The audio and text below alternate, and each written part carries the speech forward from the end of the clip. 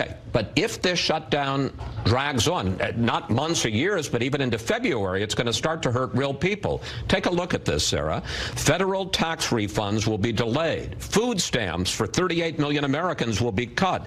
Millions of people will lose rental assistance payments, and union leaders say hundreds of TSA workers are already off the job because they can't afford to get to work. President Trump thinks the border wall is worth all of that? Look, the president certainly doesn't want any of those things to happen. But you know what else he doesn't want to see happen? He never wants to make a phone call like the one he made earlier this week, where he spoke to Officer Singh of California's widow because an illegal immigrant came across our border and killed him in cold blood. That shouldn't happen in this country, particularly when we have things that we know can help prevent it.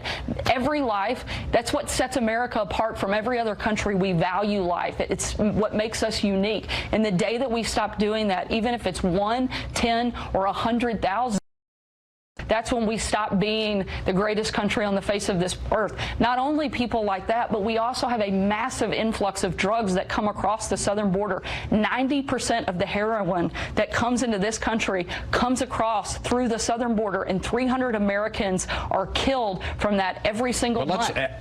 Let's talk to look at it across the board. Let's talk about the wall, because there is no question that there has been a big spike in the number of family units coming across the border. The president talks about terrorists potentially coming across the border. And here is Secretary of Homeland Security Nielsen. Take a look.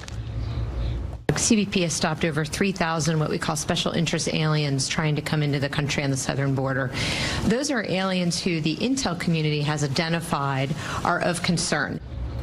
But special interest aliens are just people who come from countries that have ever produced a terrorist. They're not terrorists themselves, and the State Department says that there is, quote, their words, no credible evidence of any terrorists coming across the border from Mexico. We know that roughly nearly 4,000 known or suspected terrorists come into our country illegally, and we know that our most vulnerable point of entry is at our southern border. I know this statistic. I didn't know if you were going to use it, but I studied up on this. Do you know where those 4,000 people come, or where they're captured?